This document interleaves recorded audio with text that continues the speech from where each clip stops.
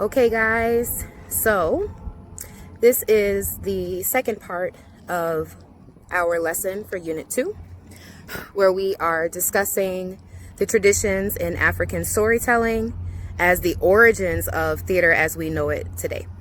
So one of the questions posed in our first lesson was, how did we even end up here from there?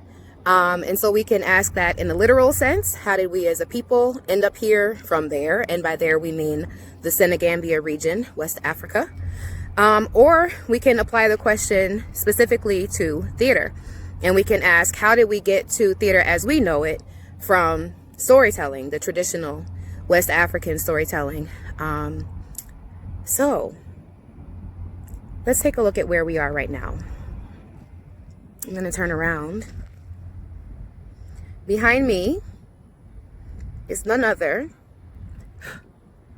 than the Mississippi River. So, if you don't know, the Mississippi River was the main waterway that spearheaded the economic boom in what was to become the United States of America. It was the reason why the French and the Spanish fought so hard over this territory, even though the land sucked, because it was marshy and swampy and it wasn't great for growing a lot of things. But we had this river, and so of course, where there's a river, there's a port. Where there's a port, you can import and export goods and have a thriving economy. So, you know, because we have things like this. Ships with goods. Now, back in the 16 and 1700s, the ships, of course, looked a little bit different. The cargo was definitely looking different. But the reason that we're talking about ships and cargo and how did we get here from the Senegambia region is because here, where I stand, on land that is known as Algiers Point, founded as Algiers in 1719, so last year made the 300-year anniversary for New Orleans as well as Algiers.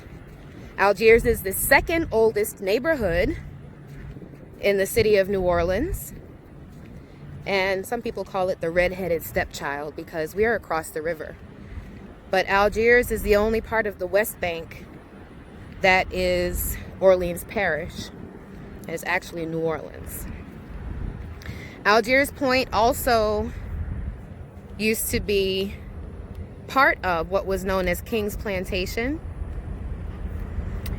And the reason that this was King's Plantation right here on this river is because this is where enslaved Africans, captured Africans, were unloaded as cargo,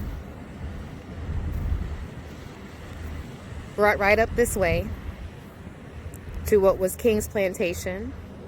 And up here they had plenty of pens. So if you could imagine going to a farm perhaps and seeing cows enclosed and fenced in areas which are called pens, P-E-N-S. There's a lot of bugs out here. That's how they kept enslaved Africans. And so they would dock right here on the point. The ships would dock. They would unload their cargo, potentially some of our ancestors. And they would clean them up and let them rest for a little while and grease them up with some animal fat, make them look shiny and healthy. And they'd go up on the auction block. They'd ship them right across, ferry them right across here, over into the quarter.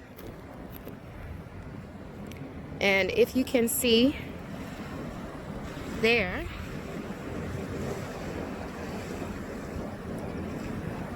you'll see how many of you can name that specific building. I won't name it in the video. We'll discuss it. I'm gonna get a little bit closer to it in a minute because we're about to go on a trip, y'all. So, it's beautiful outside. The sun is shining. we're going to take a little trip across the river and we're going to see what we can find. So the reason that I'm doing this video is to help you all make the connection between how stories traveled and landed literally right here in New Orleans, how our ancestors traveled and landed literally right here in New Orleans, right on this water. So for me, we've got that area. And if you're not exactly sure, I will tell you this much. The French Quarter is right over there. And then of course we've got over this way, the aquarium is here. And Riverwalk is a little further down that way. The Steamboat Natchez. Where was it? Can't find it anymore. I think I should zoom out. It's over there somewhere. I think it's too dark for y'all to see it in the shot. But this is where I am. Came navigating down this way just for y'all on the water. And you know what's really crazy? Just a few weeks ago, my boys and I were out here and this water was all the way up to the levee. And I'm way down here. I've never been this far down before. But here we go. So I'm going to pause right here and I'm going to see you all in a few minutes when we get across the river. I'm going to go ahead and catch this because I can edit it out. So, I walk up this way. Maybe I can fast forward this. I don't know. Let's see. Let's play with the editing tools. All for y'all. Okay. Okay, y'all. We are about to make our journey across the river. It's a little warm out here. Alright. Get my seat adjusted. And buckle up. I'll see y'all when we get there. Alright, so now we are across the river. That's the area over there. It's right where I was just a second ago. So, enslaved Africans would unload over there across the street. They were ferried across the river to where we are right now. So we're going back up this way. And remember that building I asked you about? There it is. There it is. So I'm going to take a minute, get a little bit closer. So I'll see you all in a second. Again. So there's something that's a little interesting. Take a look. There it is.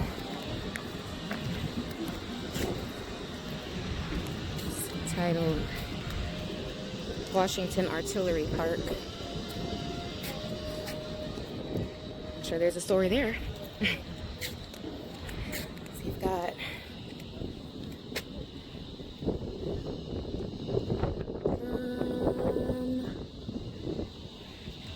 interesting. Well,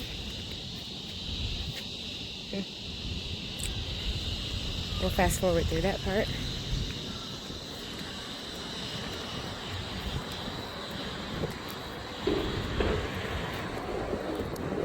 Of course, you recall I told you in the last segment that Algiers and New Orleans, well, New Orleans period, Algiers is New Orleans, just turned 300 years old. Had our tricentennial last year. It was a big deal of sorts. So, in front of me is Jackson Square, or Plaza de Armas. And we'll talk about this in a moment. I'm trying to decide which way I want to go. I guess we'll walk this way toward Cafe Du Monde, since there's music this way.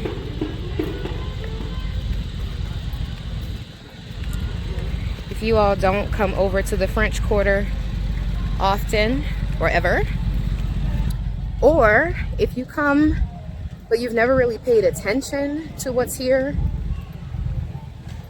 it's a nice time to do that. Oh, this is cool. Real quick, because I'll bring this guy's name back up. So first sighted, New Orleans. First sighted as Indian portage to Lake Pontchartrain and the Gulf in 1699 by Bienville and Iberville, founded by Bienville in 1718, named by him in honor of the Duke of Orleans, region of France, called the Crescent City because of the location in Bend of the Mississippi. So Bienville, that guy Bienville, also owned and named King's Plantation / Algiers. So he's the reason that New Orleans is New Orleans, or at least by the name. All right, so we're going over here across the street now that our light has changed, and I can walk because that little man says I can. All right, so this is Jackson Square Pedestrian Mall. And that's where we're going, over that way. And if you can see those lights, stop walking so you can see them and it's not just the blur.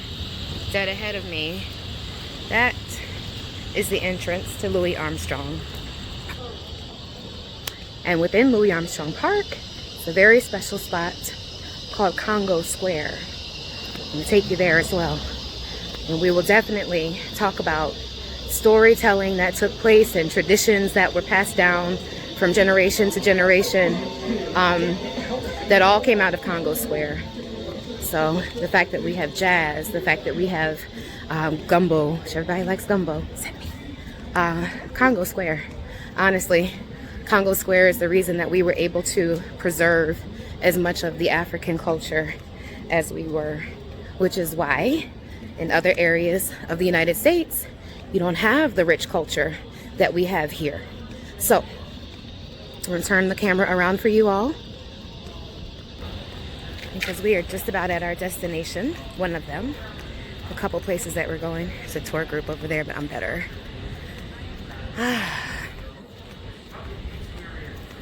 So I want to point out something really interesting about the tops of these steeples up here in just a moment. Let's see, the best one. I think it might be that one. So I'm gonna zoom in. Can y'all see that? And then of course in the center, the cross. And some more ironwork on that other steeple to match that one.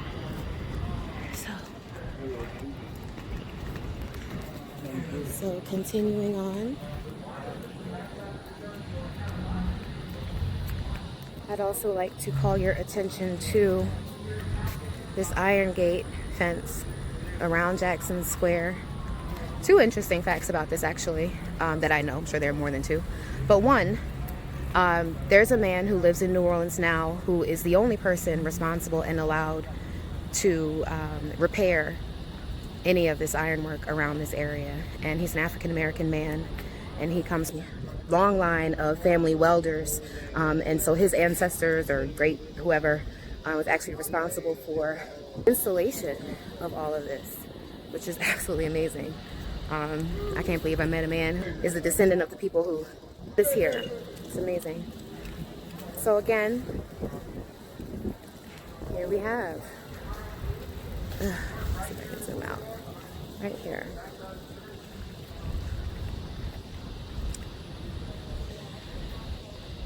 So all the folks who come to Mass on Sundays.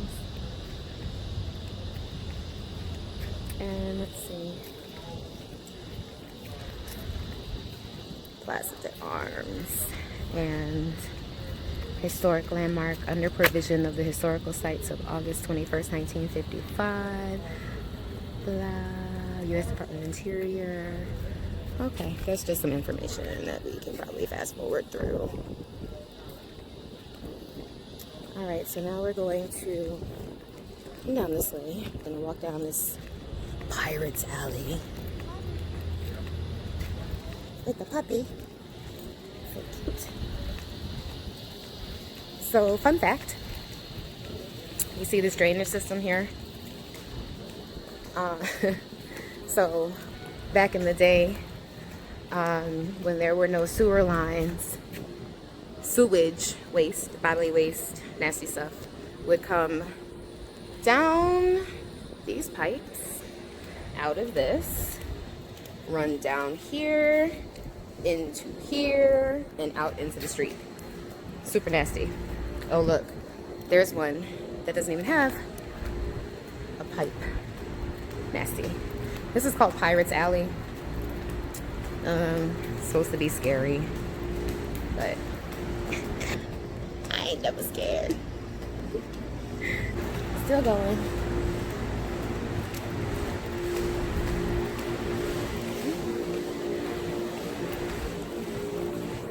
It's pretty empty down here. Usually, of course, this is packed.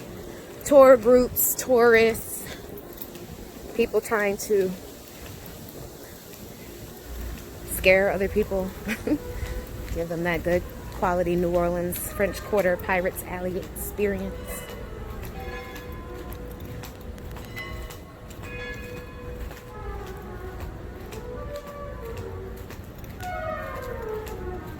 Music. Okay, let's see, which way do I need to go?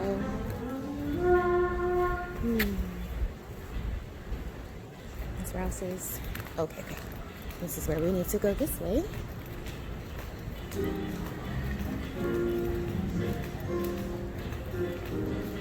Let's take a walk on the sidewalk, okay?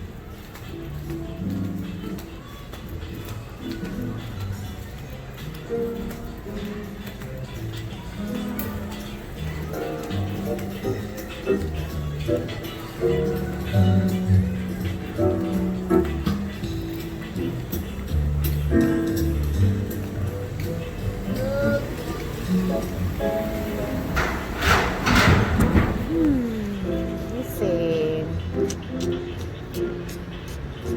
Not sure which way to